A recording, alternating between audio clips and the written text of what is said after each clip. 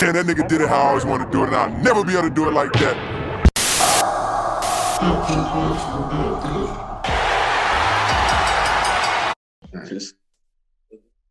Damn. So I just want to say me and my girl hosted our first Thanksgiving.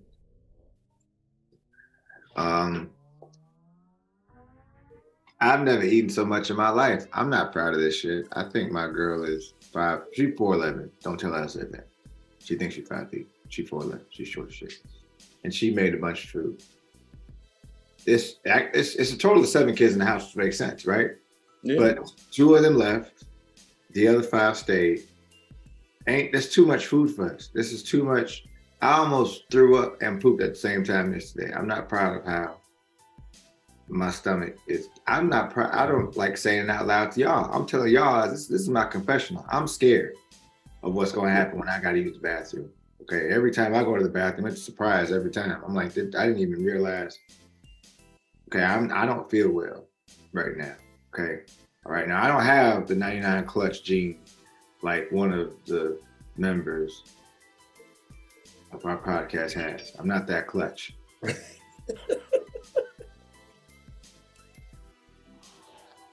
I know a guy. I know a guy too. I know a guy. Bro, happy Thanksgiving, bro. Happy Thanksgiving to everybody, man. And glad to have y'all in here. This shit gonna be quick. This shit gonna be mighty, mighty quick.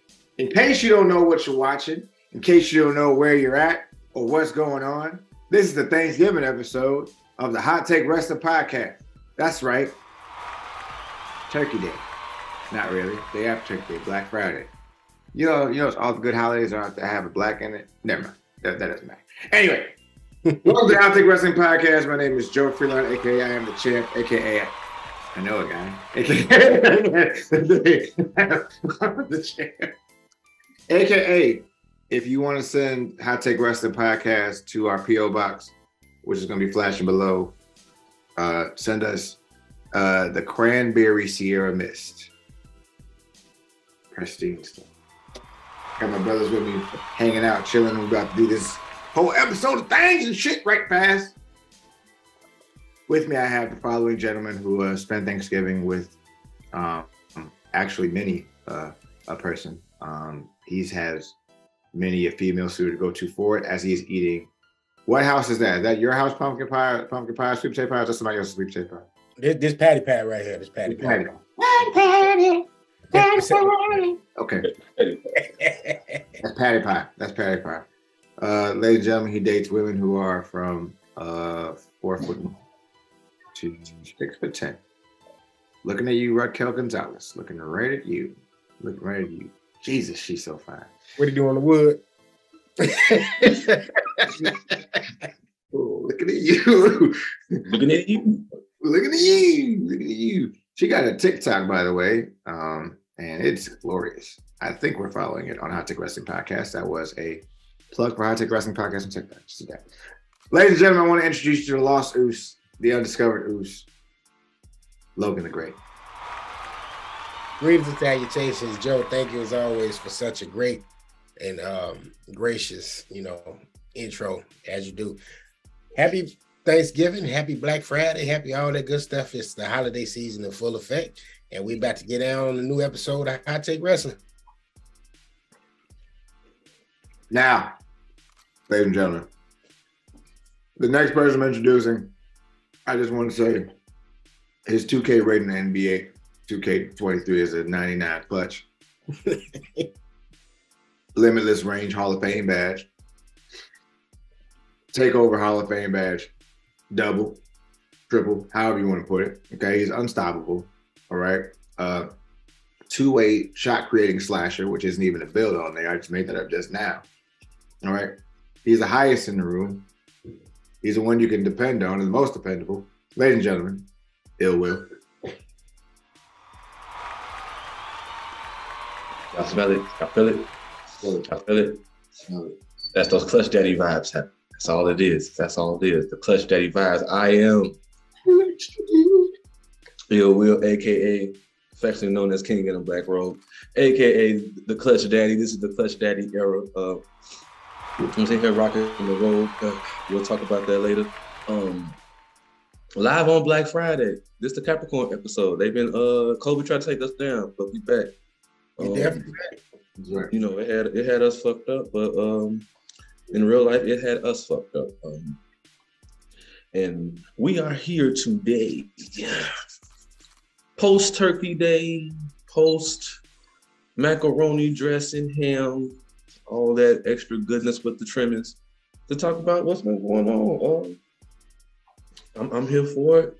I'm ready to come through. That's what we do, and let's get to it. Also, I'm the guy they know.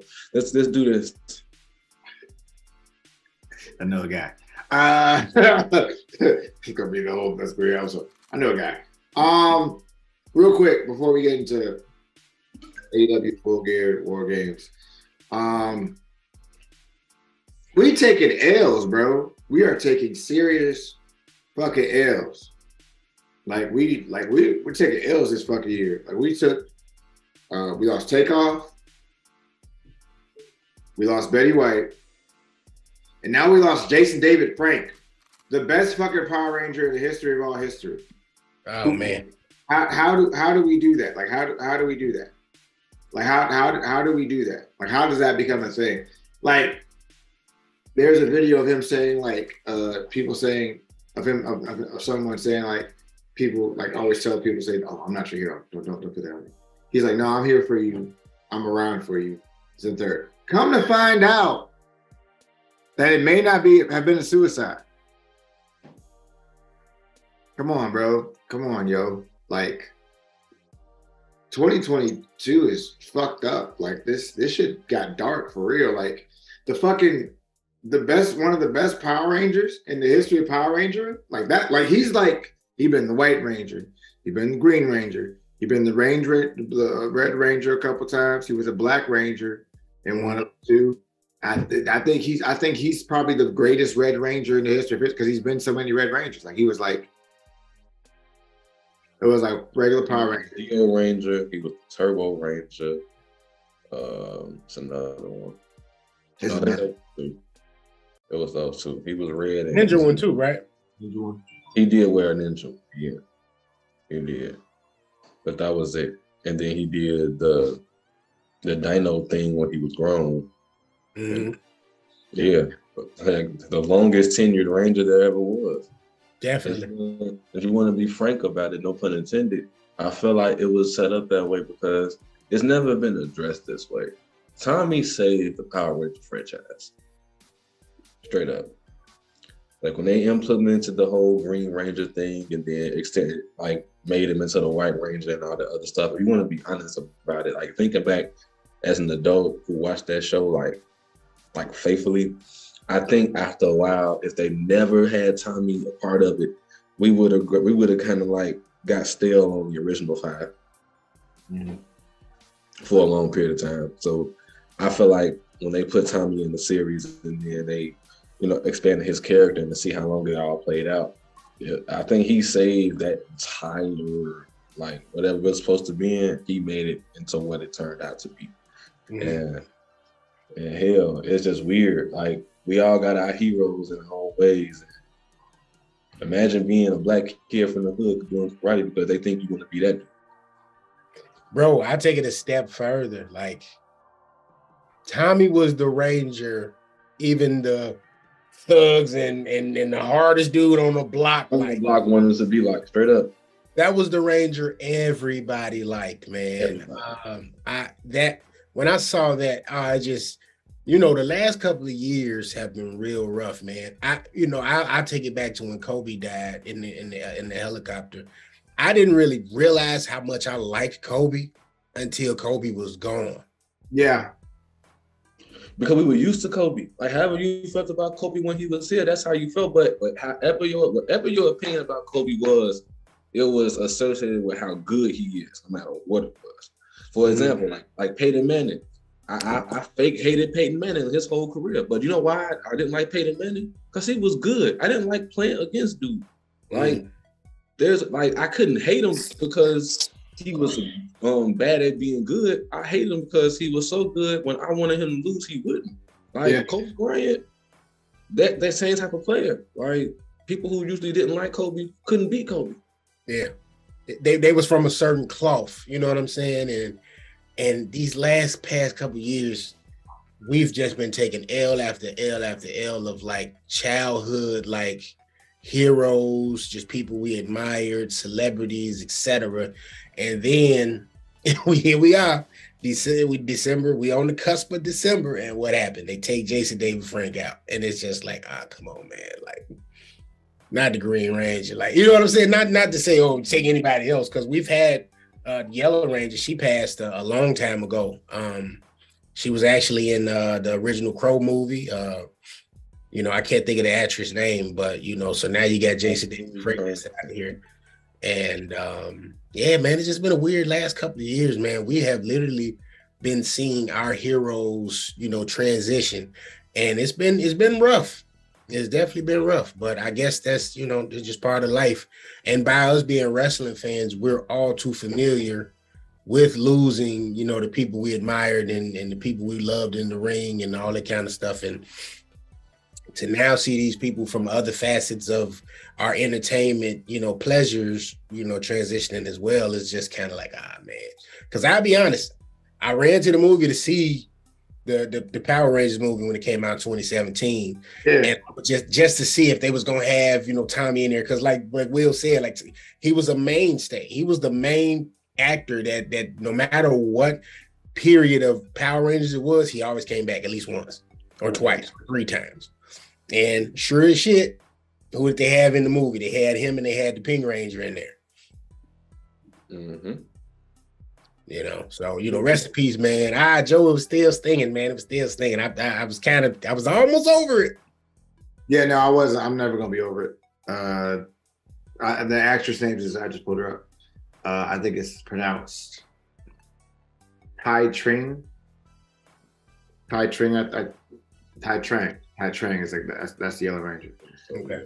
Real quick, before I get into my rant about the Green Ranger, ladies and gentlemen, I want to introduce you guys who's a whiskey connoisseur who also has velvet slippers and was actually comfy in them as I interrupted him to be able to hop on this episode. Ladies and gentlemen, we got the KG. Good evening, ladies and gentlemen. Life was kicking my ass worse than a young black super kick party. That's a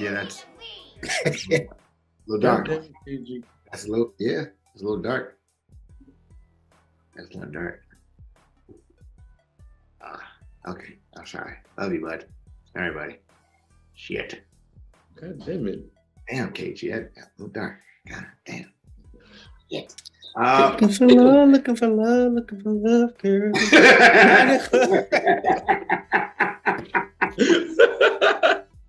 I can see you. Sorry, try to lighten a little bit, right?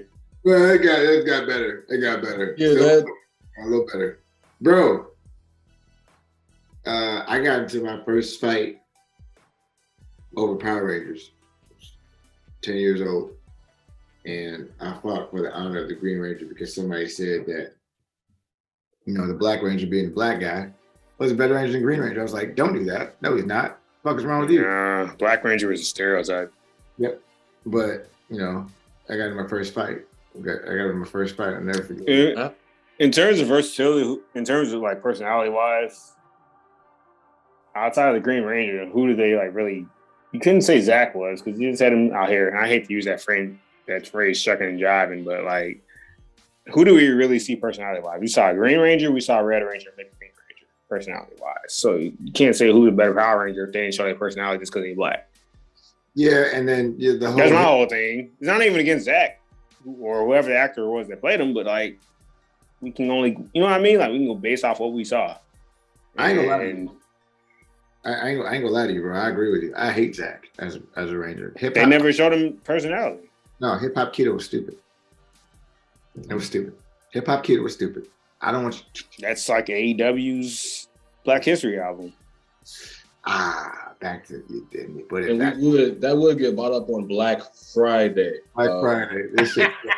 God, I'm just saying, like, we really We're fucking them all up now. Never let that one go. It wouldn't be hot that's all take. that, It wouldn't be hot take if we don't have that moment. that's all that shit was, though. Like, you got him out here, the jazz music and seducing people and all that. Like, bro, like, out of here. Yeah, and Black Ranger never had. Because, like, the fuck did that have to do with their storyline? Do. And did anybody know that song that he danced to when he fought people in real life? That stupid ass song. And he just bust down to like he was doing the Eddie Gordo fighting before it came out. The capoeira. He was lie. Right. He was doing it first. Right. They made a whole. Hey, on the low, he definitely should have been in Only the Strong. Like, you feel me? Like, yeah. He did that stupid shit. What is that? Hop keto capoeira? No, it's a Capoeira. Capoeira. It's hip hop keto. Hip hop keto. Yeah. Like some shit. Like he started moving. Right. You were like, bro, like what the fuck are you doing? And then he throw his hands down and kick. You like, nigga, what? Hey, that reminds me, because this is when I very first started drinking. Y'all remember, damn, Wesley Snipes started these movies, I want to say. No. Was this Love and a Bullet or some shit like that? It was one of Tretch old movies. And Zach was in it. Like, he was like an assassin in it. And he was doing that same shit, like dancing karate. And I think Tretch pulled like a shotgun out and shot his leg off or something. It was the lowest budget. As low as well as he should have. Because I'll be honest with you, outside of Power Rangers, like we grew up on some like racist superhero stuff. Like Captain Planet was like low key super racist. You had Kwame from Africa, whose power was Earth. He said that shit from his head. Remember the white kid liked to play with fire? His power was fire, right? Yeah. The Native American was heart. Like, really think about they are so peaceful. It's hard. Listen. Like, think about the Asian was water. Asian was water. Yeah, who was wind? That was the white chick from like Switzerland or some shit, wherever she was from. Like, think about that, how racist and stereotypical that was. It was like a random Captain Planet was racist. Ninja Turtles kept like teasing that they were black. They were teasing that those were black teenagers. I can see that. And then we got like, we didn't get like a good black superhero until we got Static Shock. No, legit. That might have actually been either Darkwing Duck or Static Shock. That's the legit, like that's our closest thing to like a black. Darkwing Duck is a nigga. I don't care what nobody says. I agree. Love him. Yeah. Let's get dangerous. Yeah, Darkwing Duck. Listen, that was already day one before AJ Styles got stamps.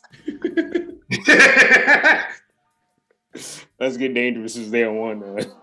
Bruh, that's legit. Hey, what was Darkwing's like evil twin? What was his name? Ah, shit! I'll look it up right now. He had the orange on.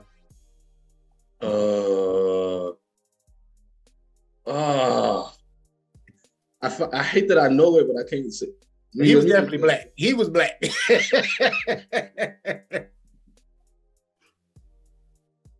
And then the little goofy pilot, he was black too. He was always high. Nega Duck. Yeah. Yep, Nega Duck. Okay. Yeah. And the pilot name was Launchpad McQuack. It was what? The pilot name was Launchpad McQuack. Yeah. Bro, Darkwing Duck was a nigga, bro. I don't care what nobody say. Darkwing Duck was a nigga. I don't care what nobody. Listen, bro. The nigga wore a purple the purple fucking jacket with a black hat and a black mask. Nigga was a fucking pimp. Fucking nighttime pimp. Nigga, the theme song was black as shit. Had the That's what I said.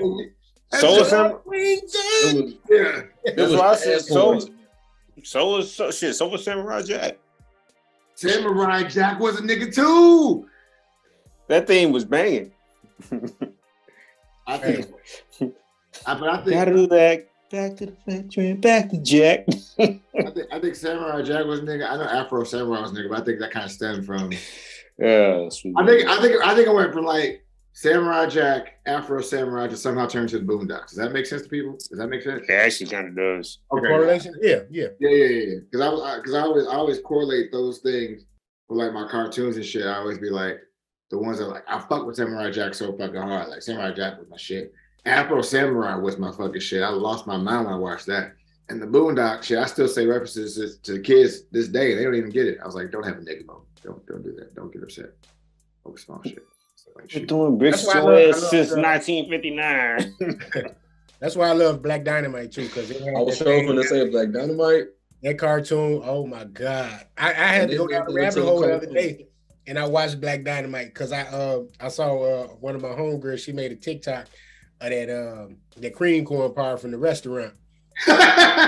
He was making an order and I was like, yo, I have to watch this shit now. Like he said, take the bologna, fried it to a dome, slice that, smush fried it. And I'm like, yo, was this off the cut? Because he just did that so smoothly. And the whole thing was hilarious. And I'm like, yo, I forgot how funny the actual movie was because the cartoon was hilarious. But I was like, this movie was way funnier than the cartoon. This nigga hit the Asian dude in the eye. The Asian dude ran to the other room.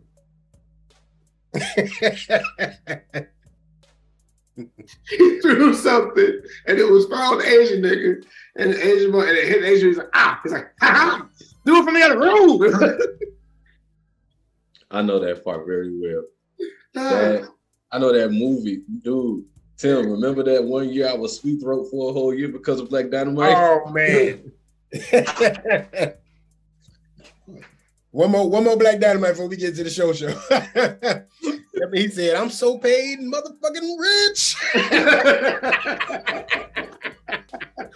Me and Will be out somewhere. We could have got drunk by this point, but Will would just bust out in the bullhorn and I would be on the floor because it used to be just on point. It was a random bullhorn quote.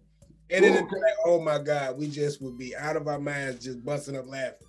Bullhorn would say some bars. Like Bullhorn would say. He had bars. Bullhorn had bars. Bullhorn. I'm gonna say this shit before the episode over. I'm gonna look this shit up. Bullhorn. Oh, hey, if you had to pick though, are you going with Bullhorn or you going with cream corn? Like Bullhorn. Bullhorn. Oh, I'm gonna have to go with cream corn, man. Bullhorn, man. Because that's hard, but this man, oh man, Black Dynamite, man. We need one more. We need one more. We need one more, y'all. Yo, that. Do that shit fuck out the room. The shit where the motherfucker was like, who was that? Who was one of them hoes? Where she was talking shit about Black Dynamite because Black Dynamite is on the site. I know. Shut the fuck up, Euphoria. I know what you're saying. You talking about. I'm saying your way about the Crenshaw people, hot ass co-hangers, bitch. Would you like that? Hey, would you like that? I ain't gonna look in my eyes. I ain't gotta look at you. I know that's your ass. Oh shit. Oh man. Needed timing of that movie. Oh shit. Classic. It's amazing. Hey, if y'all don't do nothing tonight, we gotta watch this on y'all own time. Watch Black Dynamite, man.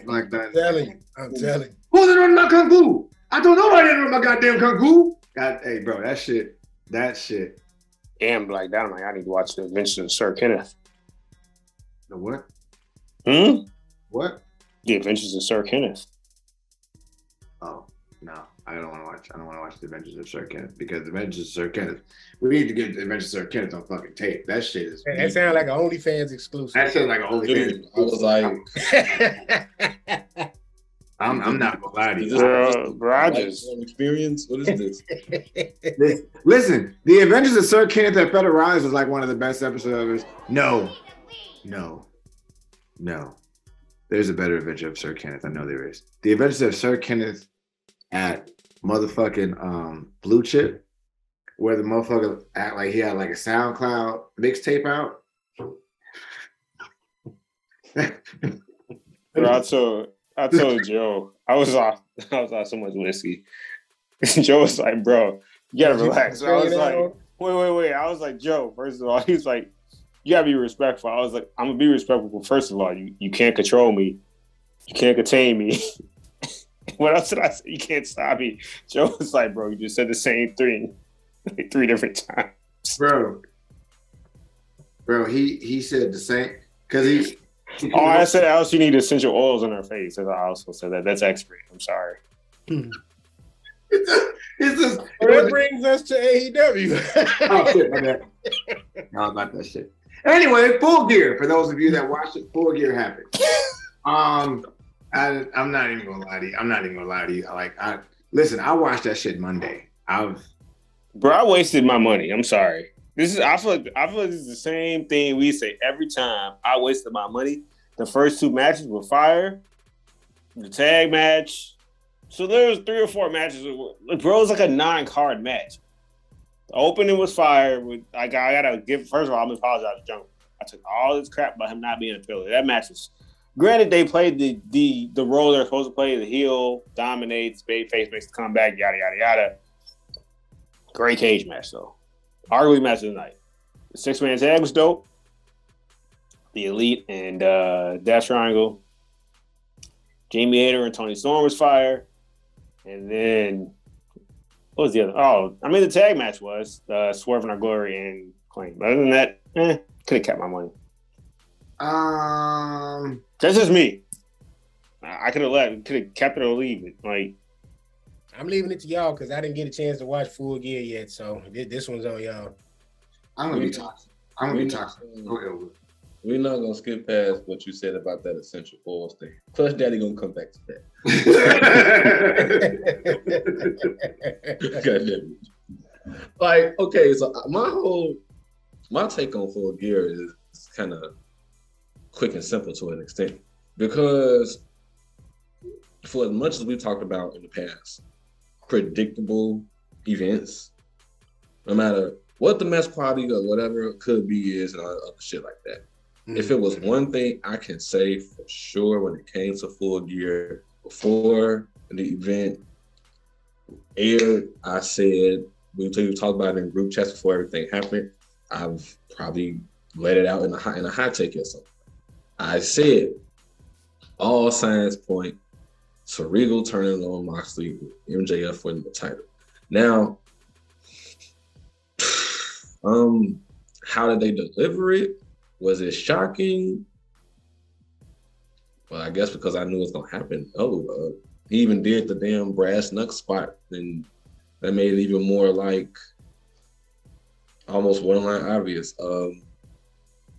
I think sometimes I get taken away from some of the results of some of these matches that AEW puts together, more so than the match quality or even the goddamn storytelling.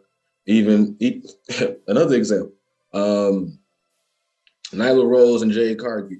Everybody knew when this whole thing came together, and no matter how this was going to go, that Jade was going to beat Nyla Rose. I guess they did the whole her taking the championship to give her something interesting to do, but at the end of the day, Jay's still teetering between being green and being good, and she's still winning her matches. And now they got her in this real, very blatant setup, like not real feud Bow Wow for media attention. We'll get back to that. He's stupid. Go ahead. I'm sorry. Yeah. You know, I knew that the tag match with the Acclaim and Swerve and Our Glory was going to go that way.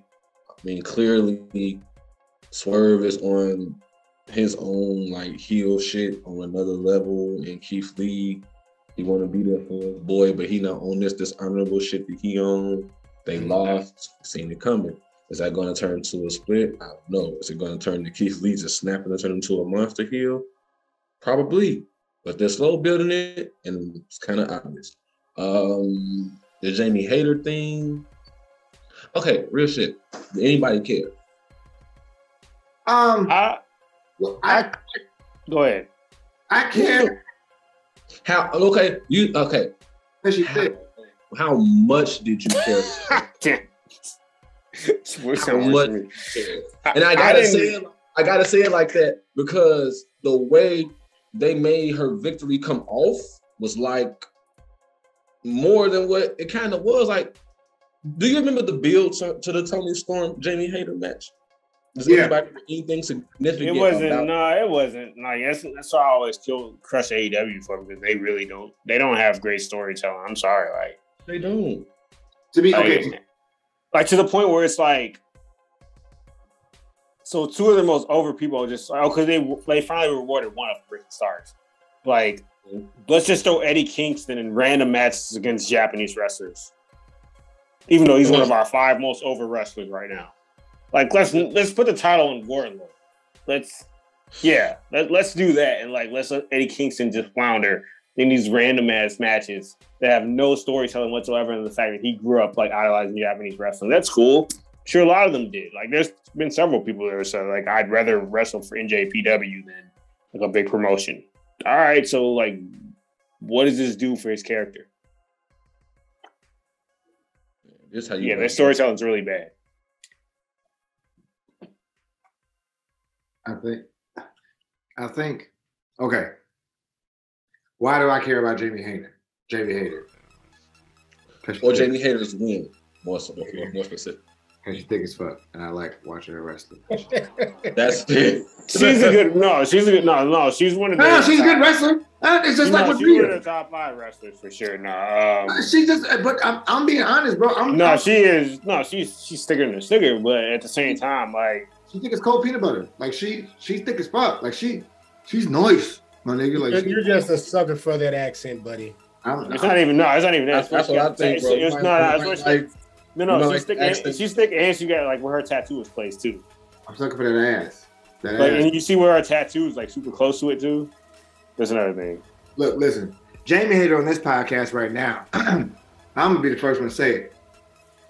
Love, honestly, you're thick as shit. I can't even like. This is Philip McCall talking about it. This is alter ego. Cheek to cheek. Oh my God, bloody hell. How it get? Anybody else know about Philip McCall but me? All right. I'm scared. I'm even scared to have a go at that, because what do? Bounce, and bounce. It's gonna be bouncing back, bro. Bro, I'm not gonna lie to you. Do I care about Philip McCall, ladies and gentlemen? Do I genuinely care about that match for wrestling purposes? No. Was it a good match? Hell yeah, it was a good fucking match. But was it a good match because Jamie Hayter's thick and Tony Storm is thick? No, it was actually a good fucking wrestling match. Now, Tony Storm and Jamie Hayter just happen to be thick as grits on a cold day below zero, but that's neither here nor there, okay? I watched that match for wrestling purposes and for lustful purposes, if I'm being honest. More so for the wrestling, because I was already there for the wrestling. It's like going over a girl house to Netflix and chill, and the movie's actually good and the head's good. Like, it's a win for both sides. It's a win for both sides. Definitely a win-win when that happens. It's a win both sides. I think I'm not saying that your anybody else gonna notice I'm humming her theme. I'm not saying your opinion is biased because of the lustful purposes of your watching, but I mean, you might be making a 4-star out of 3.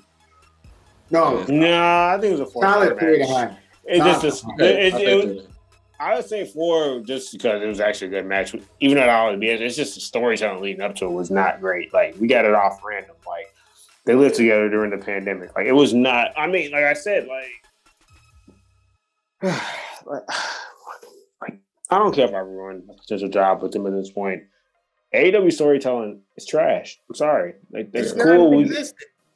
No, it really is. Like, there's not been a single, outside of Britt Baker and Thunder Rosa, there's not been a single storyline that was not former WWE talent or Bullet Club that was, I can invest in it. And it just speaks to it. And that's just why I'm like kind of pissed that they pulled the trigger too late on MJF, because MJF should have got the title probably last year. Because now Ricky Starks is his time, and he's probably not going to get it now. Yeah. Nope. They don't know what the fuck they're doing. And it's not no they. TK does not know what he's doing. And he don't know what he's doing. Bro, he's literally playing WWE 2K23 with his wrestling, just like Huh. Like he just he literally wrote. Listen, wait. Tony Khan is doing so bad at booking that people think that everything he's doing that matters is a work. Okay? I got people after my hot take dropped about the whole failing to sign Ray Wyatt, Jeff Jarrett thing happened, right? One of my guys, Tim Noah, Mike Armstrong, he been messaging me left and right about AEW now because he has faith in Tony Khan. He thinks that this whole CM Punk thing and MJF winning the title, what happened with the Elite in the medium scrum, he thinks this whole thing is a big work just to lead to Kenny Omega and CM Punk fighting for the title. And I'm like, you thought about that way too deep. And let me tell you, Tony Khan don't think like that. It'll lead to a feud. It won't be for the title, though. That's if CM Punk even comes back. I was just going to say what I'm saying. If he comes back, that's what Logan said. If he comes back, because there's a lot of rumors running around talking about I'm going to say to you, what I think to him. Tony Khan is not going to waste star power to build for that. CM Punk star power, he's not going to sit him at home and have him sitting in controversy. Mind you, that's CM Punk's angle, but he don't need that right now. CM Punk need his ass on TV to help their product, not sitting at home being looked at like a cancer to every locker room and professional wrestling company in the world. Need to have him on TV to shed that, to make something like that make sense. Tony Khan's not going to pay him to sit home to make that come about. And then they're not gonna rob MJF for Kenny Omega to make that happen later. Like, they really need to just go ahead and whatever they're doing with strapping the rocket to MJF, I say do it. But that way about it, first of all, let's be real, man. Do you really want CM Punk back in wrestling after what like how they did him at this moment? No. Like how do you bring him back from? Oh no. Because I don't want it to be a work, straight up. I don't think there's a way. I mean, I'm not gonna say that there's not a way to bring him back, because obviously he paid him handsomely to come back and be in AEW. But as far as and we know the storyline is non-existent in AEW. It's kind of trash. I don't know how they try to capitalize on that, especially saying, "Oh, Kenny Omega versus CM Punk." I don't know how it comes. First off, you just put the title on MJF, who's arguably the hottest guy in AEW. I don't know how you say, "Hey, I'm going to make him a transitional champ only to get to Kenny Omega versus CM Punk." That makes zero fucking sense. They don't need the title because of their backstory in the first place. That's why I was like saying what Will said. Sorry, cut you off, Logan. You go right to what you're saying. It won't be the title. I could definitely see a few coming of it, though. And that's what I'm saying, but I'm just referencing that. Yeah. That's what I'm saying. The guy said it won't be for the title. And it's like, no, MJF is totally going to have that belt for a nice little lengthy run. This is probably where they should have thought about making Pinnacle. They pulled the trigger way too soon on that when they did Pinnacle, a year and a half ago, 2 years ago now. Mm-hmm. But yeah, no. If we do get a CM Punk versus Kenny Omega, great. But it won't be for the title. And me personally, I don't think it's going to happen. I think that we've seen the last of CM Punk in AEW. All right, here we go. Real quick. Did anybody catch the Wednesday episode of Dynamite? No. I watched most of it. Oh, I didn't get a chance to. All right. But I caught some clips. Go ahead. I got one to take some too. So they're mocking CM Punk. Mm-hmm. Was Chicago saying fuck CM Punk too? No, they were saying fuck the Elite. Fuck the Elite?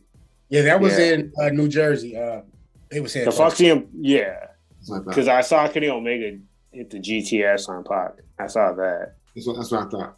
Now, do I think it's a work? No, I think he's gone. I think he's fucking gone. If it's a work, kudos on AEW for getting their ruse off. Do I want to see CM Punk versus Kenny Omega? Hell no. Hell no. I only want to see that Punk is a heel. I don't need to see like babyface Uncle Phil CM Punk. I need to see like. I don't want to see CM Punk wrestle anymore. Babyface CM Punk is dead. Yeah, that's what I'm saying. I don't want to see CM. I don't want to see Phillip Brooks near anything with fighting or anything else. Well, he's commentating on MMA show right now. But that's fine. Again, I'll say this. I'll go ahead, Logan. No, go ahead. I was gonna say, like, I thought CM Punk and Darby Allin was pretty good, and I thought Punk and Eddie Kingston was pretty good just because Punk was in between working as a heel and a tweener in those matches. He wasn't trying to do stuff he has no business doing, which is springboarding off the top rope, which he has no business doing. And then the Doc Holler match with MJF was pretty good. But no, I don't need to see babyface CM Punk. I need to see tweener or heel CM Punk. Great matches. The only reason why I say that is just because no, bro, don't give me no more matches with that. I don't want to. Kenny Omega, listen, Kenny Omega is athletic again. We done fucked up the game now. We done made this nigga go do rehab for like 9-8 months. And this nigga getting back to New Japan, Kenny Omega, which by the way, he's facing Will Ospreay in New Japan. We have to watch that. We have to watch that, bro. I don't care what we do. I don't care if we gotta download the app ourselves. I'll pay the $9.99 a month to be able to download that shit and watch that shit at 2 a.m. I don't give a fuck. We have to watch that shit.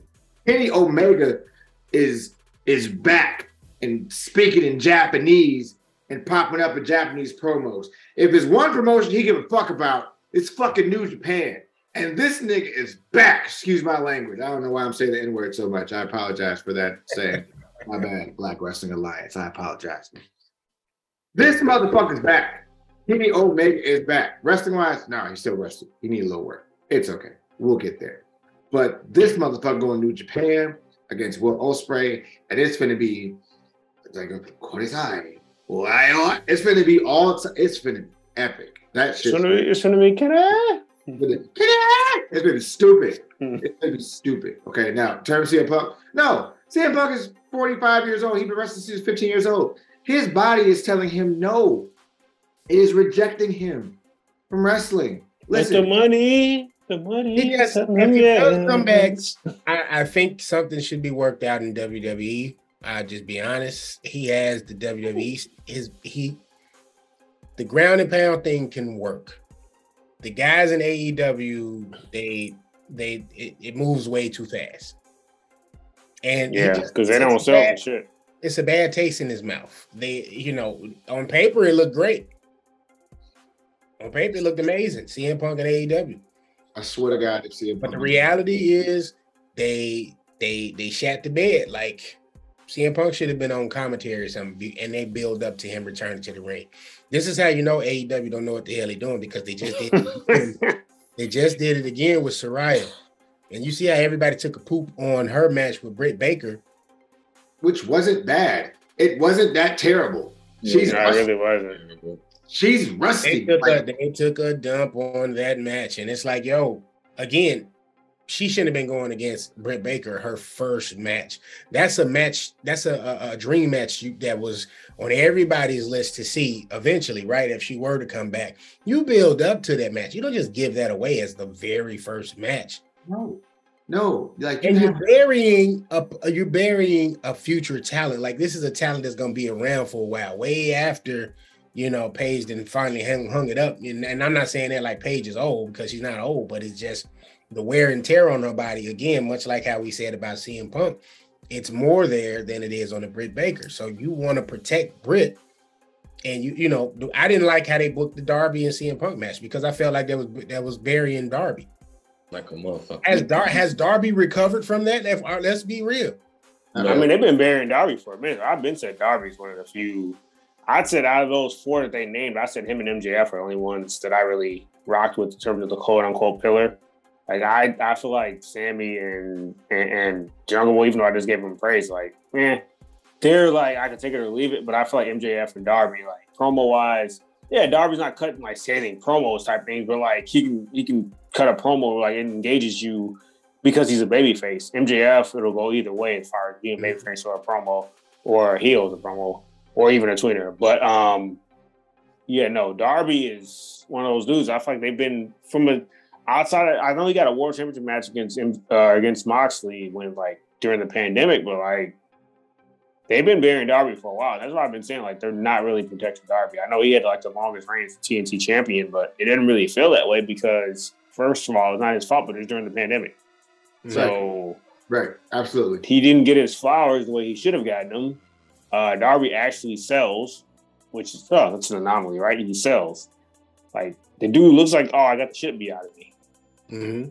And not just because he's an undersized guy, but like he knows what he's doing out there. He knows the value of selling. Like, and he had that prior to the whole thing with Sting. Like, yeah. So I just felt like the whole CM Punk match really didn't do him no favors. It didn't. They gave him the wrong opponent. They could have went with ironically what they did do eventually, which was Punk briefly beefing with Team Taz. So you could have gave him, even though I love Ricky Starks, you could have gave him Ricky Starks or like Powerhouse or somebody like that just to start off because they were both heels at the time and Ricky wasn't as over as he is now.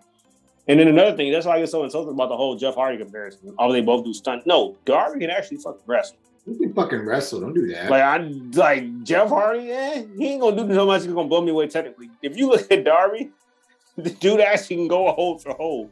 If you watch the Darby Allin match, that MJF match for him and Darby, he was. That's what I said. That's why I said that was my match of the night. Outside of I honestly that was my match of the night from Full Gear last year, from 2021. I know like Meltzer got a wet dream from the Kenny Omega like Hangman, the storyline build up, but like that match wasn't better than Darby and MJF. It just wasn't. And what was fucked up about like this whole thing, like if you're bringing someone back with wear and tear, you give them nostalgia for the fans. You don't give them these matches where it's like 15 to 20 minutes. No. You bring it back slowly. Saraya comes back, give her ass Rebel. Don't give her fucking Britt Baker. Give her Rebel. Rebel is 3 and 8. I mean, they could have gave her Penelope. We can build up to it. You know what I'm saying? Give her blue pants, goddamn. Give her blue pants. They could have gave her Penelope. They could have gave her one of the baddies. They could have gave her. Right.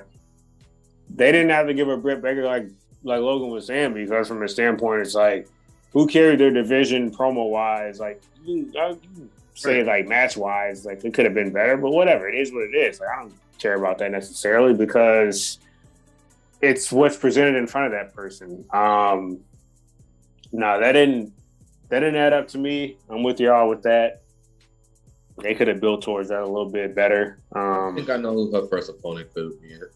That makes more sense than that.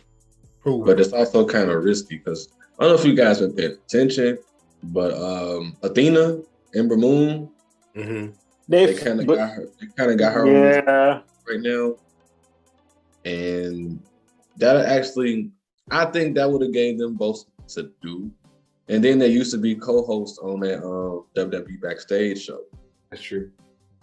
So like she knows everybody from WWE Backstage is now with AEW. All of them signed. All of them. Samoa Joe, CM Punk, Renee, Adam Cole. Back to CM Punk. They could have did that with QT Marshall, and I would have been completely fine with that. I didn't go that far. They could have gave him. They could have. Only because it was on the actual card. If that was like his first match on Dynamite, that's what I'm saying. I see what you're saying, but like for the pay-per-view, I would have gave him somebody from my Team Taz because even though I liked them as a stable, they didn't necessarily know what they were doing with them, and they weren't. Like I said, neither one Starks and Hobbs weren't as over as they are now. Last year, where like the fans actually invest when their music pops.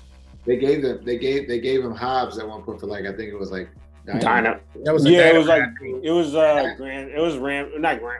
was the Grand Slam, I want to say, for Dynamite. And that match wasn't terrible. Like it wasn't. It was decent. Like 3.5, maybe at most stars, but not even star rating. It was all right. It was watching. And it does the job that it's supposed to do. It puts the light on somebody, who's, again, we're talking about a future guy. Like you got, I was so confused with that. I'm like, okay, so is Darby in the tweener space for this particular match, or, right? You know what I'm saying? Like, who's the heel? Who's the baby face when you got CM Punk versus Darby? That's once again TK that know what he's doing because you're putting Darby in a spot where it's like he's clearly he's their Johnny Gargano of NXT, where he was the white meat babyface. It's like, oh, let's put him against CM Punk. It's like, now you're just throwing shit on the wall to see if it sticks at this point. It made made zero sense because Absolutely no sense whatsoever. because, like I said, it's not just because I'm a fan of Darby. It's just you listen to the fan reaction to this guy. Just they did him dirty. Bro, I'm telling you, he's doing this. That's what we're doing. Okay. Fucking And saving. That's it.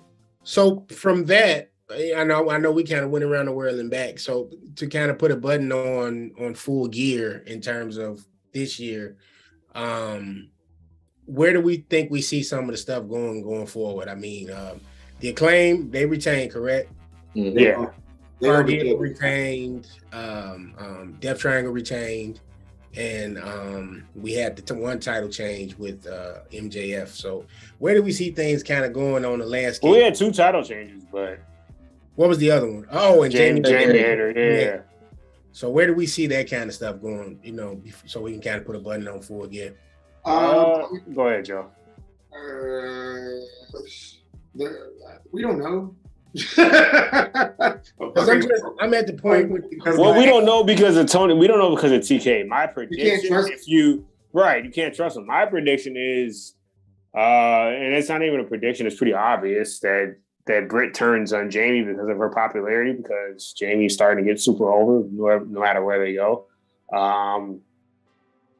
Other than that, everything else is going to be status quo because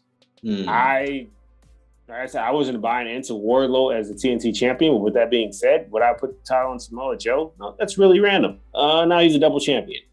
I don't know where you go from there because, once again, I love Samoa Joe, but does he really need to be a double champion at this point? No.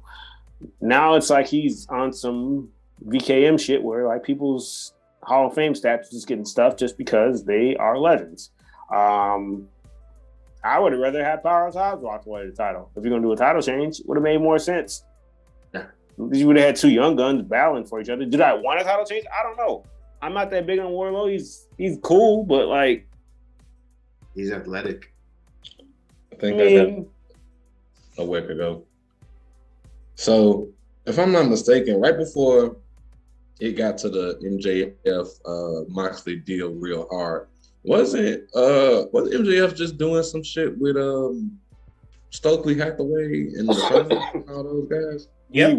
He was, but now Ricky Starks no more considered though, because it was him versus All Ego on Dynamite, and Ricky won clean. So now it's Ricky versus MJF at Winter is Coming for the title. Which, like I said, it's cool, it'll be a great match, but we know that Ricky Starks not gonna win that match, right? Because once again, they pulled the trigger too late on MJF. To the point where it's like, I love Moxley. He carried the company through the summer, but like, did Moxley need a second title run? Not really. So, what I think they could end up doing, they're going to play the tweener role with MJF for a little while longer because of how he's able to, kind of carry the crowd how he does. He's going to end up getting into a feud with the firm with the belt and in the being the reason to make the firm matter at some point. It's going to be stupid. But if they're going to do anything, they could possibly do that. You might see something really stupid like W. Morrissey against MJF, like just because. Stuff like that is very possible. Mm-hmm. I might think I'm tripping, and you look up at 3 weeks on Dynamite for the AEW World Title, W. Morrissey, big cast, and got a damn title shot with MJF. That Tony Khan will book like that, so I don't think I'm tripping. The Britt Baker thing, definitely the thing I was thinking about that could have happened. I could see her getting wanting to turn on Jamie Hader because I did see in a post-match interview how Jamie Hader mentioned how she was looked at like Britt Baker's muscle, but look at me now. I feel like Satan is like that scream. She's going to turn on me.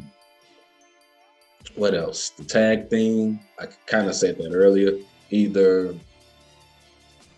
the Acclaim going to get new opponents, or they're going to continue this whole feud with Swerve and Our Glory, where either Keith Lee's going to just fully go heel the way Swerve is, or that team's going to break the hell up.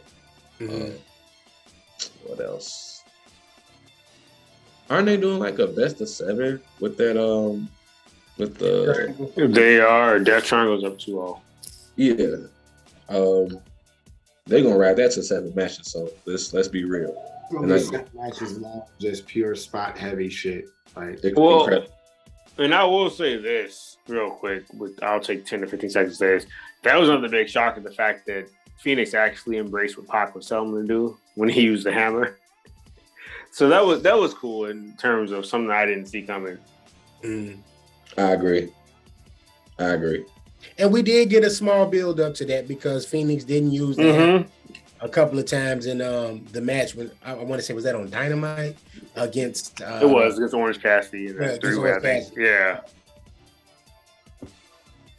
So they have their instances where, it's real hit or miss. And it's just like, you got way too many pieces there to be more consistent with your storytelling than you are. You know what I mean? You have to utilize having a big show of Mark Henry, the Arn Anderson, Dean Malenko. You got all these people in the back. You need to utilize these people, Christian, to, slow down stuff in the ring, which if you can't tell, a lot of the stuff, it ain't like a super duper slow down, but when these, certain parts of those guys are involved in certain matches, things have slowed down, and it's more about trying to sell and tell a story a little bit in the ring, at least,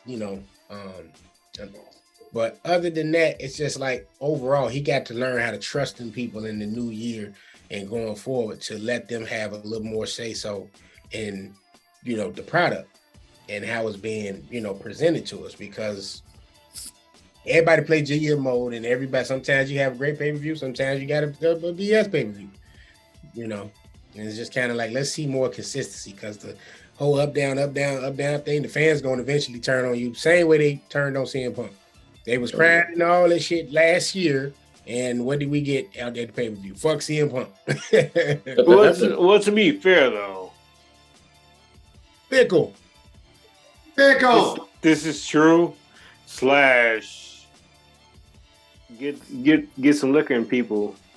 The story changes a lot and it depends from town to town too, though. Because some people crap on women's wrestling. Other towns are like, this is awesome. But to Logan's point, to piggyback, to make it full circle, they have to be more consistent from a standpoint. It's just like, make it make sense to us. We don't like to the point is just like, man, you got this build up with some of these feuds, and it makes sense, like the tag team with Swerve and Nagori and stuff, but then you do these random things where it's like, oh, you know what? Yeah, we're just gonna throw Britt Baker, with Saraya. We're gonna, no, for no reason whatsoever. I didn't ask for that. No one wants that. Not one person did that. And real quick, which Orange Cassidy is which champion? The All Atlantic. The North Atlantic. All Atlantic champion. All Atlantic or North Atlantic? I was definitely All Atlantic. Okay, so I don't want to think that Tony Khan's going to be one of those promoters that's just going to start like a video game GM, just making random titles and giving them to people, and then they'll have a direction, because who the hell is next in line for that title? Like, who? I've been seeing him in a lot of best friends stuff, but not anything to really like fight for that belt outside of that book bag. I don't know who he's. House of Black just returned a couple of days ago. It ain't really been a rhyme or reason to it from what I've seen. It's just kind of been like a problem in the segment, and it's like, hey, you want to wrestle me for this belt? And it's like, yeah, and that's it. That's the match. Like, he been having like weekly defenses, so they kind of using it in the same vein as the TNT title, at least how they was using the TNT title. I don't know how they've been doing it with Wardlow, really. But it's not a match where it's like, it's not one of the things where it's like, oh, this is for the this is like one of those things where it's like one of the staples, like the Intercontinental Championship. It's just a thing where they just keep competing over the shit over and over again. Mm-hmm. Like how they did the European title, if y'all remember how they really had it back in the day. Like the European title got defended on Heat, Raw, Velocity, until it wasn't a title no more when they fused it with the title. No, real shit. That's exactly what it is, bro. Like there's no rhyme or reason to it. Is it one of those things where it means something vastly important to anybody else? No, but I mean it's Orange Cassidy has it. It's a reason for him to keep competing. It's a reason for him to keep going, for them to keep putting it out. Keep having him on television too. Yep, and they they had Pac in there, and that was awesome, and it was great. It was good till it wasn't, but I guess with this whole thing with what Pac has with the elite, that it's got to be a thing where he can't have the title anymore, and that's just what it is, bro. Like that's what it is. Yeah, I'm done with Full Gear. All right, y'all want to move into some more games? Let's do it. I got one thing to say about War Games, only because I only take on War Games because of the city that it's in. Ladies and gentlemen, the Hot Take Wrestling Podcast. You ready for it? It's boss time. Where is it? I'll leave it at that. Where is it? Boston. It got to be Boston if he said that. She's the fifth member. Damn Becky's separated shoulder. It's boss time. That's all I got. Have at it after that, because everything else. They supposed to announce the fifth member tonight, right? They are, but are they going to announce it tonight, or would you just wait? What we're gonna get tonight? We're gonna get Dana Brooke tonight. She gonna get taken out tomorrow night. Hey, that's fucked up. You use Dana Brooke, man. Hey, man, you leave Dana Brooke alone, damn it. Dana Brooke on Fridays, boss time on Saturday. You leave Dana Brooke alone. Now, they were alluding to Becky possibly coming back and being the fifth member. They saw her at the Performance Center or something doing a workout. I wouldn't be mad at the boss coming back. But I'll be honest, me personally, I probably would do Becky, and I would leave Sasha to come back at the Rumble and let her win the Rumble and let her face whoever. Well, I mean, I just don't know who's going to be cleared, because we know Sasha's cleared. I don't know if they take it. That's the thing. I know a separated shoulder. I don't know how long that takes. I mean, I know that was, 4 months ago, technically? Yeah, because we were in Nashville at the time when she separated her shoulder. That was the end of July. I don't know how long a separated shoulder normally takes. Like I said, that was 4 months ago. We do the math. I give y'all a hot take. This is what we do. All right. I don't think nobody else said. I think it's good. Let's hear it. It's about to be December. Man, that fifth member might be Charlotte, man. I was just about to say you about to say that. We might all have different answers. Hey, what is it? There could be a possibility of 3 or 4. It might be Charlotte Flair. And think about it. Let's say Charlotte Flair, that fifth member. And Charlotte is the saving grace for the reason her team wins. Charlotte turns on Bianca. Sets up Bianca and Charlotte for the Royal Rumble. I mean, come on. It's like... It might be the Glamazon. Because Rhea's on the other team. Rhea in the match. That's true. I'm personally sticking with Becky. Oh, not Becky. Sasha. Logan says Becky. I definitely see where Will's coming from with the Charlotte thing, because she's been gone for a minute. She's been kicking it with her poppy. I don't know how that relates. Oh, go ahead. Sorry. No, you good. Say the only reason I don't think it's Becky Lynch, not Becky Lynch, Beth Phoenix, because that makes sense. But the only reason I don't think it's her is because Edge been off TV.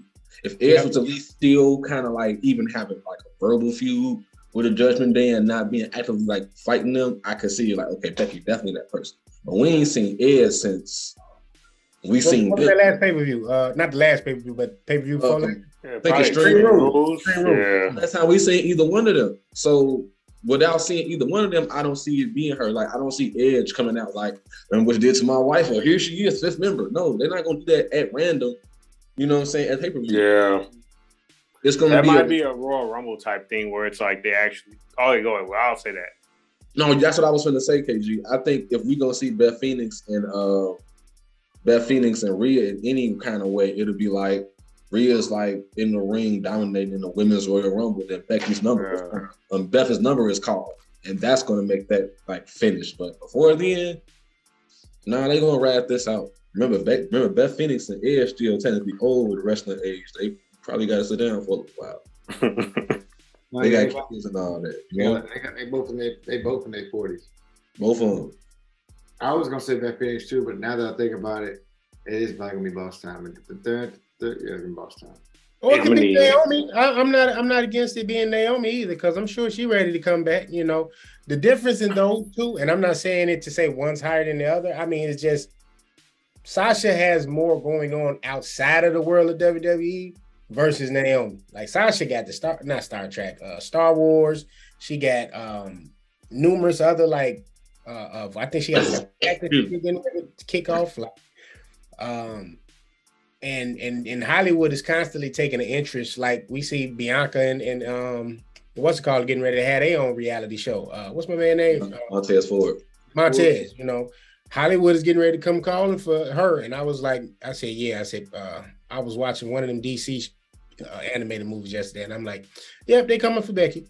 Not Becky, Bianca. But yeah, I wouldn't be mad at Naomi being the fifth member. It's about time for her maybe to come back.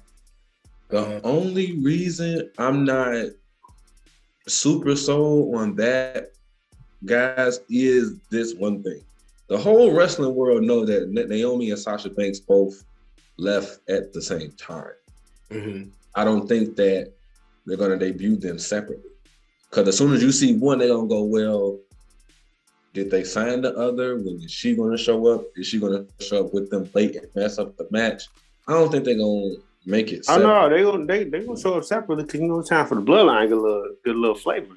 Yeah, bloodline to get a little flavor. Now, the only way that don't happen, now here go my hot take of the night. Mm-hmm. I got a feeling that Bayley's gonna leave Damage Control and go and join forces again with Sasha. Really? I can see Sasha joining them. I can see that. So maybe Sasha comes back and looks like she's gonna be with the other team and she turns, but I can't see her leaving them just because she brought them in type thing. They got Nikki there now for a reason, right? Now, I don't know, but when I think of the women tag team champions, right? Okay, good, great. Glad Dakota came back. Glad EO finally came up from NXT. For whatever reason, they're not connecting. It's not connected. Everybody was so happy, you know, Damage Control. They came back when they came at SummerSlam. But the last couple months, it's been stalling. Mm-hmm. So yeah. I think you enter Sasha, and that's the pairing we really want. Let's be honest here. If they're gonna have a tandem, why not make them 3-time women tag team champions? Mm-hmm. Her and Bayley. Okay. Her and Bayley. You know what I'm saying? And her and Bayley together appearing on both shows and maybe even making an appearance on NXT again like they did prior. I don't know. Just to me, and we know what her and Bayley did ratings-wise for NXT when they popped up on NXT that one time. It prints money. It prints money. It does. It prints money. So that's the only reason I really see that. You can still continue with a Damage Control storyline if you want to, or you can split them up. Because I'm like, Nikki Cross is there for a reason. So I can, and then that makes you kind of despise the Bayley character a little bit more because she kind of been fizzling. She ain't really had the Bayley, you know what I'm saying? Bayley on SmackDown was just hot as fish grease. She hasn't had that since she's been back. Because Bayley's not winning like how she known to do. Since she's been coming back, she's won a few matches, but then she's been putting people over since she's been back. Yeah. And it's like, yo, I want to see. I need the hottest fish grease Bayley. I don't know about y'all, but she was killing it on SmackDown. That's why if they wasn't gonna put the title on her, they weren't gonna switch the title from Bianca to her. Let her go down to NXT and run NXT Women. But I think with Bayley though, like she don't need it. She don't need it, but like that match with her and Bianca Belair. Was that a ladder match? Yeah. Yep. Last man standing. It was last man standing. Last woman standing. Yeah. That was a quality 4 or 5. Like that, you know what I'm saying? Like she not. I think she's realizing her role. Like not to sound like conscientious or anything. She's realizing her role is Bianca's younger. She gonna be able to take this more. We gotta see what she got to be able to like fuel it a little bit more. because Becky, Charlotte, Sasha, and Bailey, they all gonna be able to have their runs again. Like they finna ride off into the sunset in the next 5-10 years. Like they're gonna be done with this shit after a while. With Sasha being the one with the most star potential because she's already shown she has it. Bianca's on that wave too, or whatever, and they're already seeing it. So Bailey's like, fuck it, let me just start putting people over, whatever, so I can have these feuds. Because no one's really calling Bailey to be able to do some of this shit. You know what I'm saying? And I don't know where it is, but you know, it is what it is. Wait. Did you hear that? That's an admission that. There you go. I don't know, man. I think not that Bailey shouldn't be putting people over. You should be able to come in and lend a hand to stars that need it. But I need to see Bailey. Like, I know she's what, the only woman Grand Slam champion out of everybody. Yeah, I get that part, but I want to see her, you know, get her runs like she deserves. Well, no, she's the first ever. She's not the only. Okay, first ever. So I just want to see her. Because Sasha did it too. I want to see her go and do her Triple H and just get that motherfucker and just run with it every couple of months, every couple of quarters, whatever. Because I just needed to get back to where she was at, just me personally. And this ain't nothing against Bianca. This ain't nothing against Ronda neither. I just think they could be just building up. It could be just trying to, like, you know, let's get through all of these next couple of things to end up to a WrestleMania moment where, because to me, she's the Chris Jericho of the women. You put her in between Bianca and Ronda and let her win both titles, a la Chris Jericho, undisputed champion on the women's side. I'm cool. I just feel like right now, if they weren't going to put a title on her, the option should have been to either have her go down there and dethrone Mandy Rose, or you put her back with Sasha and you let them run Raw, SmackDown, and occasionally go and do what they do on NXT. Hell, put the women belts on them. Down there, the NXT women belts. Shout out to Mandy Rose for having 3 moves and still being a champion. Hey, I want y'all to know real quick, we in mid conversation about that fifth member. That fifth member has been announced. Oh, let's hear it. Who was it?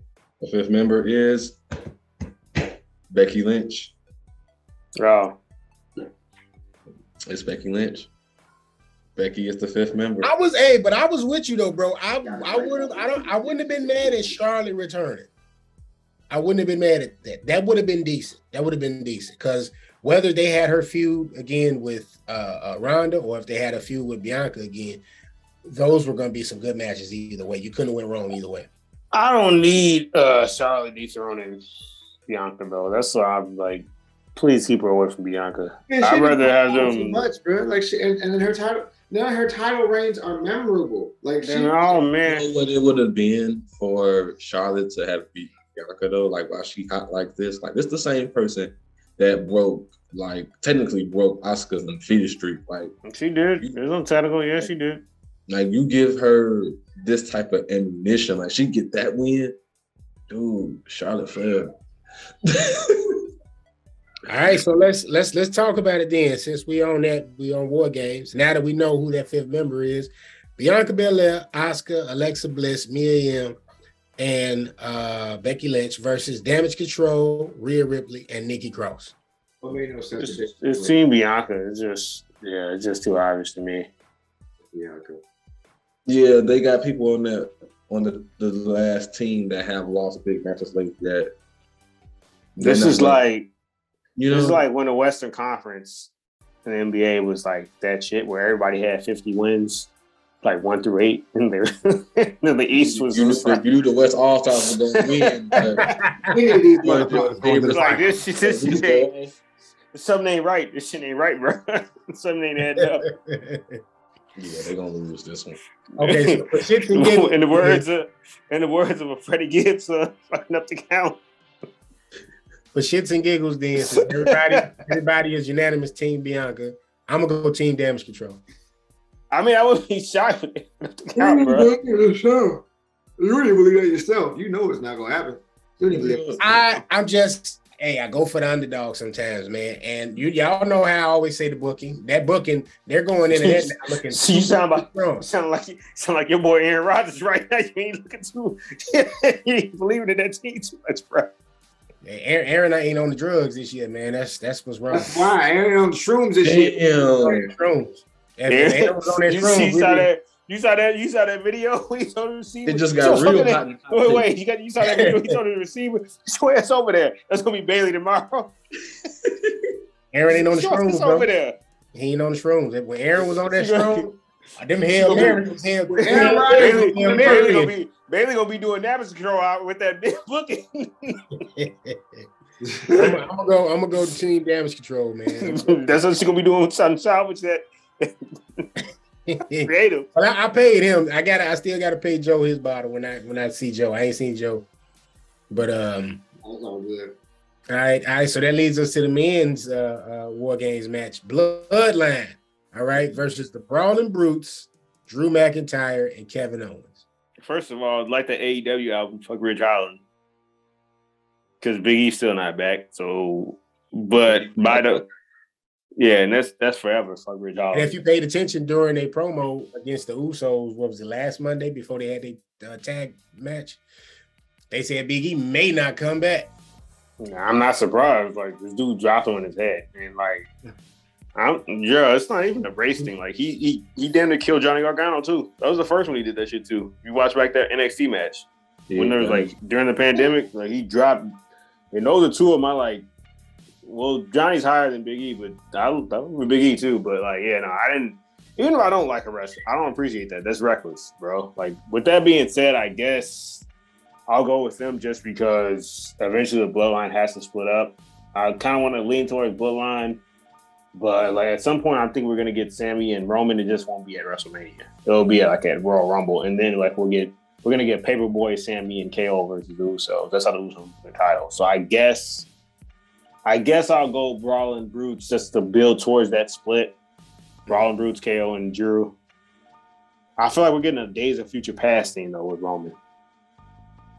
X-Men type shit where like he's facing like the people he beat. Because KO, Drew, he beat Sheamus, but back not before he was Tribal Chief. Yeah. But these are all former opponents for him, yeah. But Sheamus also got a dub against him in the title match, so yep. They haven't fought head up for the title during the Tribal Chief run. This is like hot face Sheamus, so don't be surprised if the Brawling Brutes team win. That's what I'm saying. I wouldn't be surprised. We're trying to shout out to Sheamus, man. Yeah, because the Brawling Brutes is definitely. I didn't know how that pairing was going to do at first, and then the Ridge Holland thing definitely didn't do him no favors when they injured Big E. When he injured Big E, excuse me. But the Bloodline, though, man. This can go one of two ways. Brawling Brutes can win, right? And the Bloodline loses a la Sammy because Sammy has noticeably not been on television. He was on last Friday when they announced the team, right? Yeah, when KO was a fifth member. What's happening though is that he's having a dilemma because of his relationship with Sammy or KO. You got that aspect to it, and then you've been having the Usos being super duper adamant. Even Jimmy jumping into the mix now, where he like, man, he ain't even here. Y'all not getting Sammy. You know what I'm saying? They had Roman say that, and I'm like, yo, that's happening for a reason. So I'm like, okay, don't be surprised if Sammy cost them this match and the Bloodline turn on. Sammy will take the pinfall loss. I can see that for sure if they lose, and then that's when they turn on Sammy. And then maybe KO tries to make the save or some shit. Yeah. And Sammy is over. Sammy's like, I damn near would say over more than Roman. Anytime we're gonna get Paperboy. I'm telling you, we getting Paperboy Sammy. Anytime you got people saying Uzi now, they saying Uzi like they be saying what? When that Uzi shirt drop, I'm getting it. My dog. My dog. Uzi over. The Uzi, like this dude is money. You know what I mean? So hey, we need a hot take handshake, bro. We are fucking up right here. We don't have to handshake. So is that unanimous then? Is that unanimous across the board? Everybody kind of going Brawling Brutes? No, You going Bloodline? Because I'm only go ahead, Joe. Triple H even said himself he's focused more so on the stories of this thing. I think if the Bloodline loses, is it going to put the Brawling Brutes over any more than they need to be put over? I don't think you really want that. Like, I don't think you really want Shane. I mean, if you want to put them over to build the match for what? What's next? What's in December? Tables, Lies, and Chairs, or some shit like that? No, we only get TLC. We got day one again. We don't even get it. Day they canceled day one. They got rid of day one. I think after War Games. No, they didn't. They got day one. They got Brock on the poster. Did they cancel it again? No, day one's again. They look it up. Day one is again. They don't have a December pay-per-view. I look up on Wikipedia. I'm definitely going to look now because they said they canceled. They said they canceled day one. They must have just announced that. I ain't been in the loop then. I could have sworn they said after this was day one. That's right. Day one, January 1st. In Atlanta, right? No December. On October 16, 2020 was before that day one has been canceled, but that was not confirmed by WWE. The day one promotion is supposed to be at the State Farm Arena in Atlanta. In Atlanta, yeah. Oh, okay. Well, they brought it back because they definitely said they had canceled it. Yeah, at one point it was reported like that, but WWE never confirmed it, so I guess it is. Oh, they must have brought it back. They said day one gonna be in Atlanta. Yeah. And then the Rumble. Okay. Saudi Arabia. Huh? I mean, they said that was canceled, right? They said they were going to the Performance Center, the ground jewel. That's what I'm saying. I don't believe all these reports, so they actually put it on the website. Well, these like these third-party reports where people have seen this shit. Until WWE.com officially announces something's canceled, that's when I believe it. The only reason I'm going with Brawling Brutes, KO, and Drew because eventually, like I said, we're gonna get Sammy and Roman, and that's not WrestleMania worthy. Like, I'd love to see it at WrestleMania, but we know if it does happen at WrestleMania, Roman's not losing the title. Roman has to lose the title eventually. This isn't then, now, forever together. Because at this point, it's going to be like how Roman gonna lose the title. At some point, he does. It won't be against Sammy. That's the only reason. You got to get to there eventually. Yeah, and we need something to get them there to Roman and Sammy because Usos got to lose sometime. They got to. People want them to lose now. That's what I'm saying. Usos will lose to KO and Sammy, but we got to get to KO and Roman before we get to KO and Sammy. That's how I feel, at least. Yeah. All right. Will, who did you have, bro? I was gonna go. I'm like 60-40, but my 60 is the Hit Row. I'm joking. Can't say Hit Row. It's 60 Brawling Brutes, 40 Bloodline. Only reason I'm thinking that the Bloodline could win, Roman is wrestling in that match, right? Yeah. Yeah, fuck that. You really can't go. You can't go right. Because how do you make this elimination? Who beats him? Right. Because how do you? Well, it's not a Soul Survivor thing.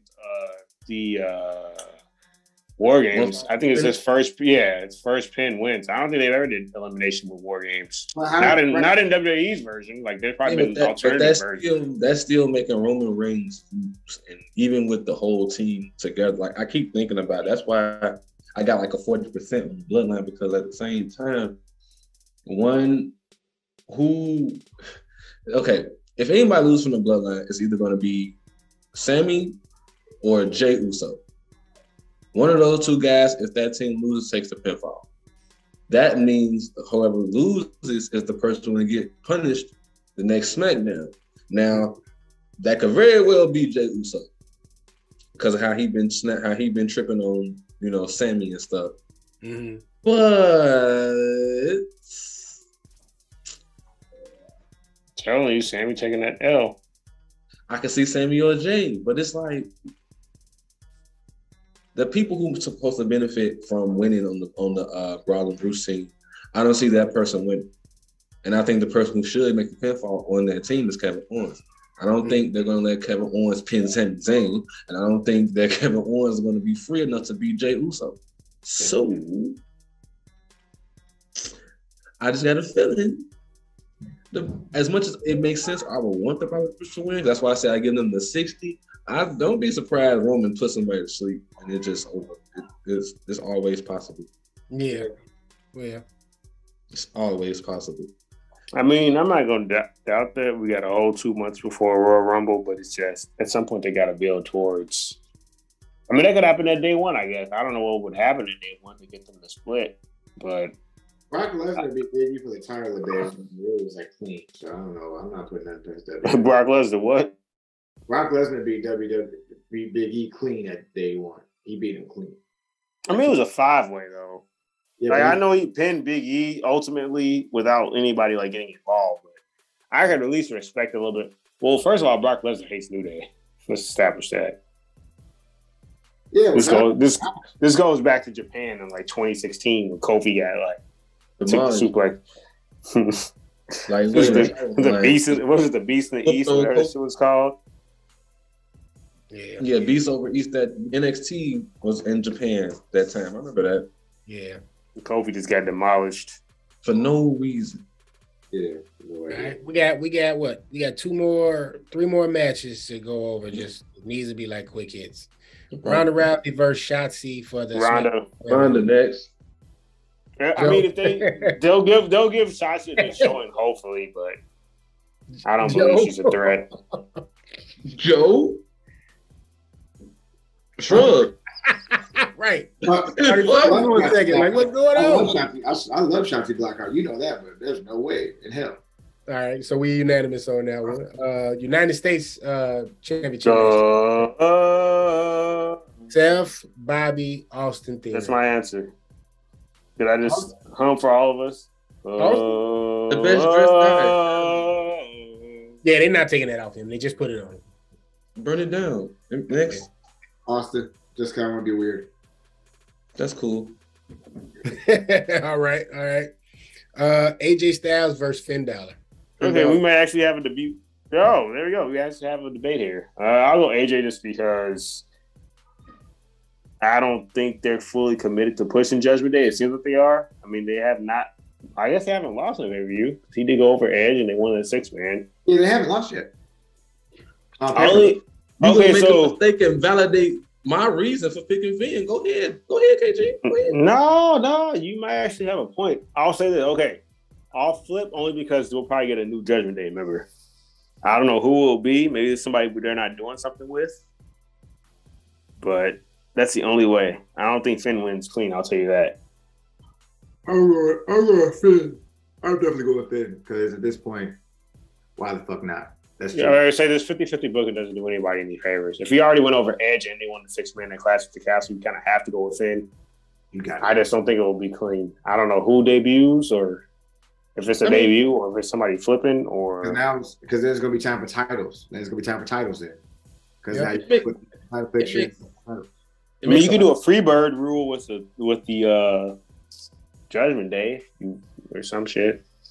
If you build it that way, like if like Damian Priest and Dominic, because Dominic's won it before, Damian Priest has won it before, and then and that would be a way for you to bring in Naomi for Rhea. So, well, they already brought in Mia for Rhea, so the OC asked somebody for her. I'm just thinking like if there's like no.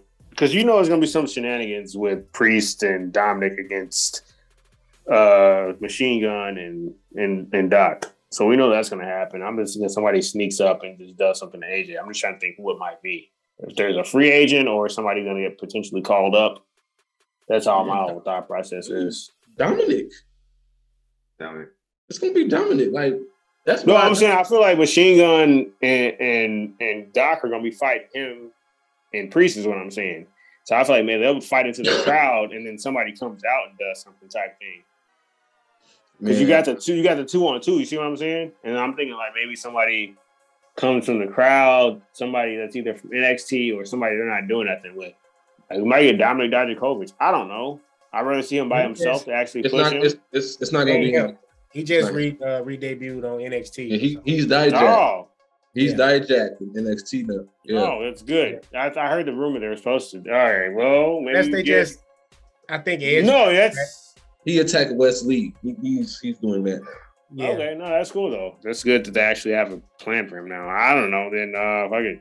Somebody will. T-Bar, because that was terrible. Continue. Oh yeah, I'm so glad that's over. That was a Thank God. misuse of Dijak completely. Entirely.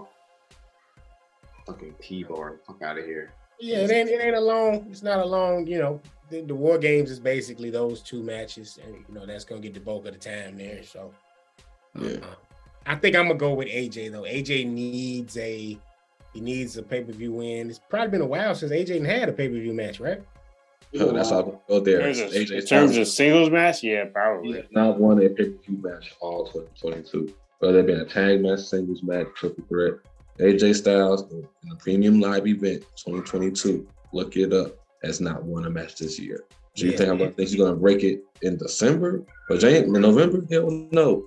Finn's gonna win, and he's either gonna beat him clean because Judgment Day right now is that hot emo group that is actually picking up steam off Dominic Mysterio's heel rise. And Rhea being fine as fuck is what makes it even all the more better. Yes, Rhea and Dominic are carrying the Judgment Day. Finn is actually in rare form right now. He is like the cocky prince and leading that group. And Almost like NXT Finn. Yeah. Exactly. He's this close to NXT Finn, but now he's more of an asshole. Or Dominic and Rhea are going to mess up the match for AJ. No matter what happened with the OC, they've beaten the OC already. So the OC are the lesser to the Judgment Day right now. I don't think they're going to be able to stop interference in that match. Mm. Also, we haven't addressed this yet. Mia Yim has a name change. Her name is Mai Shin or some shit like that. Is that official or that's official? That's official. I looked into that. What's her name? Hero. It's like M-I-C-H-N. It's like, don't do that. It's like Asian for crazy. Wu-Tang Clan ain't nothing to fuck with. Stop doing that. On guard. I thought you were trying to Wu-Tang style. I like that try your Wu-Tang style. Let's begin then. Hey, long as Judgment Day can go. Hey, I'll even take Judgment Day going and getting the NXT titles and then doing both shows. I can't stand Pretty Deadly. I'm just got to Yes, I will that. Fuck Pretty Deadly. Fuck them. Fuck Pretty Deadly. Fuck them. You're not intrigued by like the 2022 version of Billy and Chuck? No. Shit, I didn't like Billy and Chuck. They are terrible. They look like y'all didn't notice that's what they really are. A less successful Billy and Chuck. Billy and Chuck didn't touch the tag title, did they? Yes, they did. I think they did. They had that random feud. They had that random feud with Roman's. What was it? His older brother, rest his soul. Was it one of them Umaga before he was Umaga? Rosie and Hurricane. Oh, it was Rosie and who? Rosie, no, it was the other one. He was Samoan too. One of them was Roman's brother. That was Umaga, Jamal and Rosie. Yeah. That's who beat them for the titles. When Bischoff did the whole 3-minute warning thing and they whooped their ass, they took the belts off them. They were tag champs during the time that they were supposed to be getting married. That happened. Pretty Deadly's pretty bad. I don't like them. I don't like them. Pretty bad. They look like Disney princesses. I'm telling you. They're like if somebody had a video game and they were trying to create Eminem and failed. And they failed. Like it's like having No Mercy and going, man, I want to put Eminem in the game. You get Pretty Dead. Like that's them. They suck pretty bad. They're like Zoolander rejects. They're Dumb and Dumber too. I don't like them. I don't like their face. I don't like their wrestling. I don't like their promos.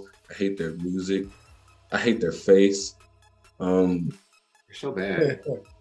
They're really bad. Like they're pretty bad. And not because for lack of trying. Like they're just not good. Like they're okay in the ring. They're all right. Decent. Yeah. Just everything else, like personality wise, their character. It's like failed Breezango. Yeah. You know, Yep. But Breezango, like British Breezango, like we've seen this. We don't need to see this again. If you guys are overdoing it, like the crop tops and the yes boy, I hate that saying so bad. I hate them so bad. Why? Tim, why did you bring them up? Anyway, I'm just saying, man, just in case they're not ready to like take the tag titles off of the Usos, which they obviously aren't. I was just kind of like, hey, you know what? I'm all for Judgment Day getting some gold, even if it means they got to go down to NXT and get it. Well, you know, anybody can beat them. Go re-sign AOP so they can destroy them. Get rid of that shit. that shit. Yeah, shit. Get rid of that shit. No, like KG said, Hit Row. Go send Hit Row to take the belts off of because they just making rap music and losing at this point now. Mm-hmm. I think at this point, it just we gotta. They're an act. Yeah, you gotta get rid of the ass. You have to. Who else you got, Logan? That is it, my friend. I don't have anything else. I think we covered everything, and yeah, man. Just a good old-fashioned regular episode. We've been just churning out those interviews. Thank y'all that did check out the Navy Montel interview. Had a great time talking to him. Up next is the Tommy Heenan. Am I saying it right, Joe? Tommy Heenan? Yeah, I think. Oh no, we got an interview Wednesday with. No, I'm talking about the one that's been done already. Like y'all did Tommy Heenan last week, right? No. Or am I giving the people an exclusive? Daylight. You just Daylight. We did Daylight last week, so the week before. You just gave him exclusive. Yeah. Okay, so look, we've been doing interviews. We've been interviewing plenty of people. We got more interviews to go for the end of the year. Yeah. So thank y'all for tuning in and watching those for sure. Make sure you watch the YouTube shorts. All right, we got the hot takes on there. We got the WCWs on there. Wrestler of the week. We're waiting on the next hot take from Ill Will, Mr. Clutch Daddy himself. So that'll be on the way real soon. That's about it, man. Clutch Daddy. Sorry. Okay. Also, we got all these WCWs, these shorts coming out, man. Keep this stuff going or whatever. I think KG's phone died in the midst of us recording. Hit Row. I say what the fuck? I'll say this, man. I'll say this saying score one for hot take.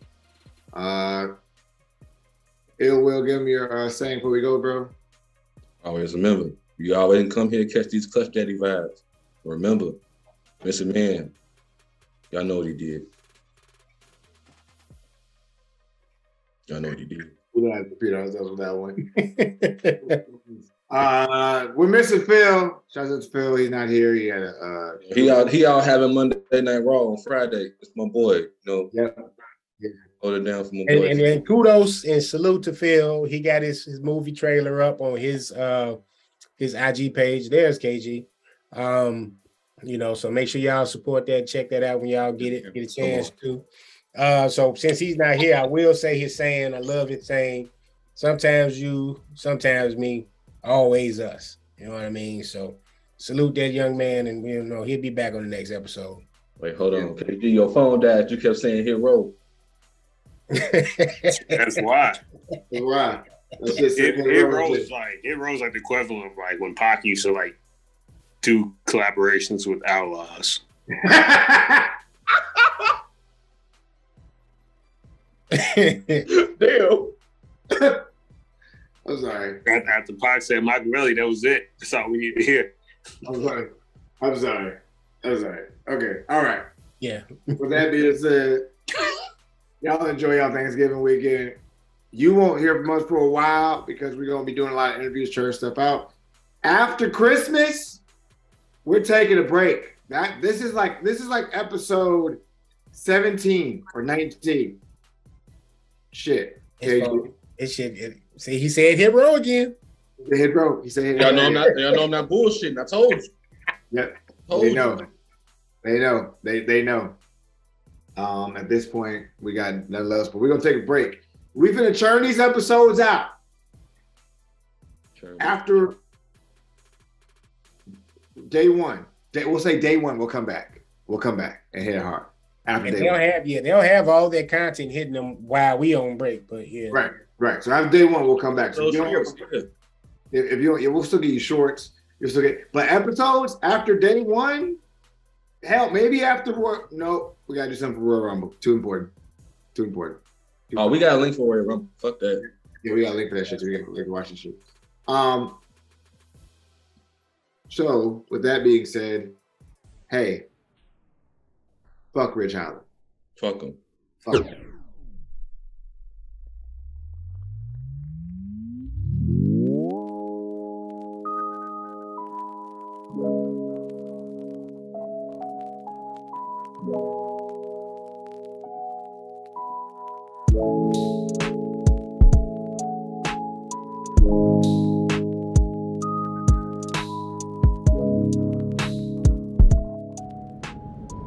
Thanks for listening to the Hot Take Wrestling Podcast. Hot Take Wrestling Podcast is part of the NMG Podcast Network, a division of NMG Enterprises, LLC. Follow us on Twitter at Wrestling Take. Follow us on Instagram at Hot Take Wrestling. You can listen to the Hot Take Wrestling Podcast on any streaming platform of your choice.